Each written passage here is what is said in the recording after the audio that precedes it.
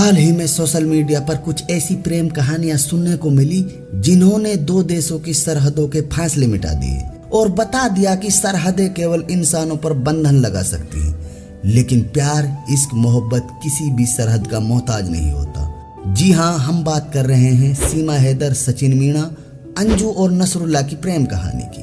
साल 2019 में PUBG game द्वारा सीमा और सचिन में नजदीकियां बढ़ी और उन दोनों में प्यार हो गया। लेकिन साल 2023 में सीमा ने हजारों किलोमीटर का सफर तय कर अपने 4 बच्चों को लेकर पाकिस्तान से हिंदुस्तान अपने प्रेमी सचिन मीणा के पास आ गई और उन दोनों ने शादी कर ली।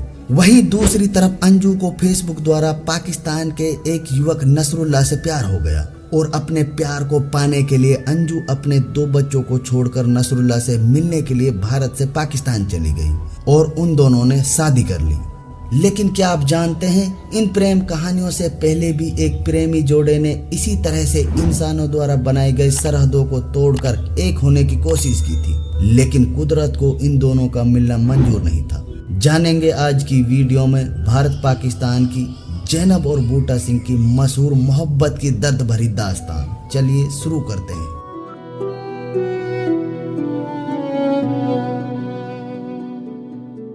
दरअसल जैनब और बूटा सिंह की मोहब्बत की कहानी की शुरुआत साल 1947 में हुई थी। उस दौरान भारत और पाकिस्तान धार्मिक दंगों की आग में जल रहे थे। सियासतदानों की सियासत ने हमारे देश हिंदुस्तान को 2 टुकड़ों में बांट दिया। एक बना पाकिस्तान तो दूसरा हिंदुस्तान बना।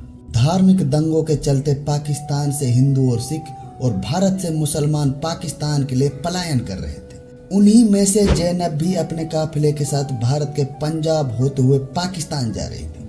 अचानक दंगाइयों ने काफिले पर हमला कर दिया और हमले के दौरान काफिले में भगदड़ मच गई। जैनब भी अपनी इज्जत और जान बचाने के लिए अमृतसर के खेतों में भागती हुई बूटा सिंह से टकरा गई, जिसने जैनब की जान और आबरू बचाने के लिए दंगाइयों से उसे पैसे देकर खरीद लिया। दरअसल बूटा सिंह ब्रिटिश सेना के एक पूर्व सिख सैनिक थे, जिन्होंने दूसरे विश्व युद्ध के दौरान लॉर्ड माउंटबेटन की कमान के तहत बर्मा मोर्चे पर सेवा की थी।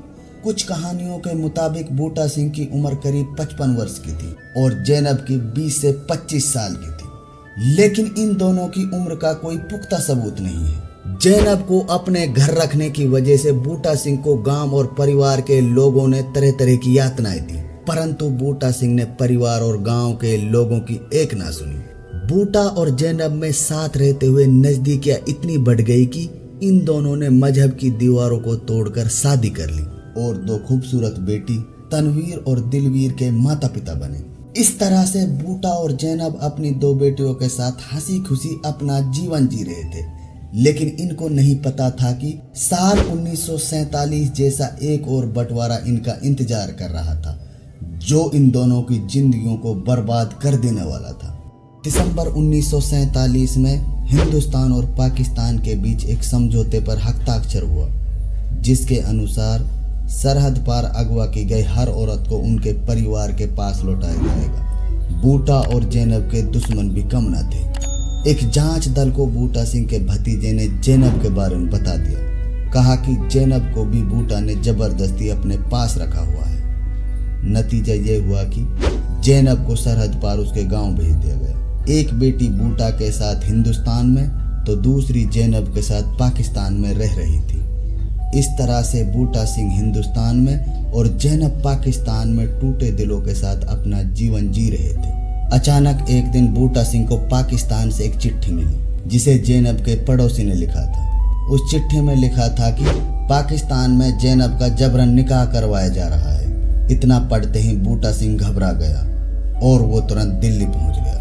दिल्ली में उसने पाकिस्तान हाई कमीशन में वीजा के लिए अप्लाई किया, लेकिन कई महीनों के मेहनत के बाद भी बूटा सिंह को पाकिस्तान का वीजा नहीं मिला।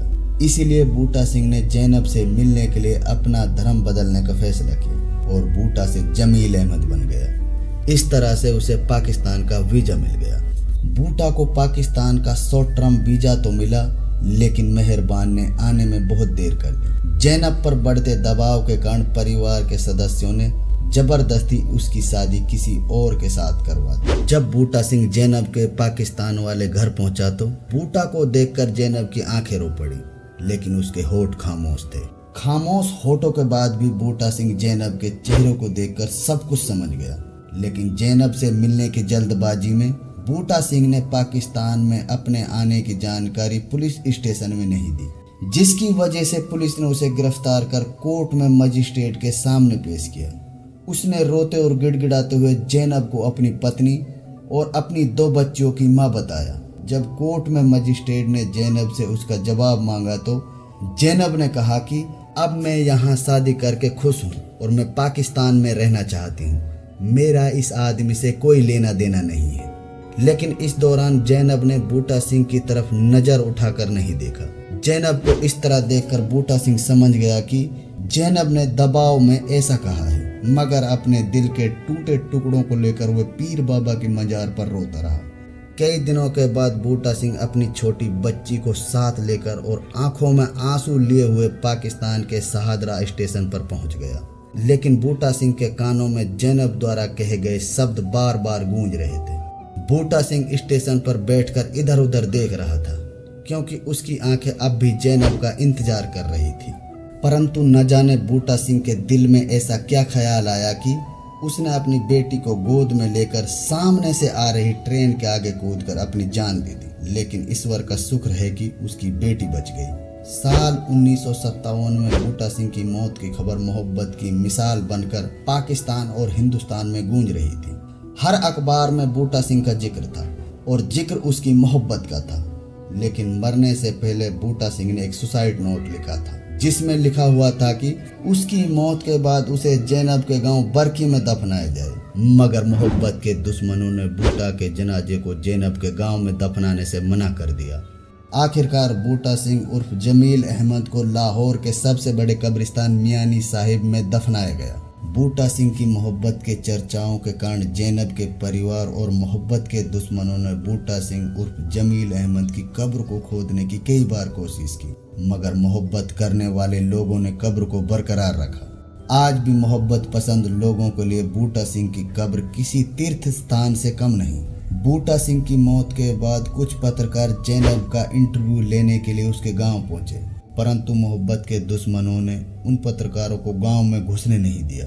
साल 1999 में आई गुरदास मान और दिव्य दत्ता की फिल्म शहीद-ए-मोहब्बत में इसी कहानी को दोहराया गया। साल 2001 में सनी देओल और अमीश पटेल द्वारा बनाई गई फिल्म गदर एक प्रेम कथा की कहानी भी इसी पर आधारित थी। साल 2004 में शाहरुख खान और प्रीति जिंटा की फिल्म वीर जारा में भी इसी कहानी को दिखाया गया है। इस मोहब्बत भरी दास्तान को उर्वशी बुटालिया की किताब the other side of silence, voice from the partition of India, Hindi लेखक आलोक भाटिया के कलेक्शन पार्टीशन डायलॉग्स जैसी किताबें इस कहानी के ऊपर लिख चुकी हैं। मोहब्बत भरी इस दास्तान के बारे में आपकी क्या राय है, हमें कमेंट बॉक्स में जरूर बताएं। शुक्रिया।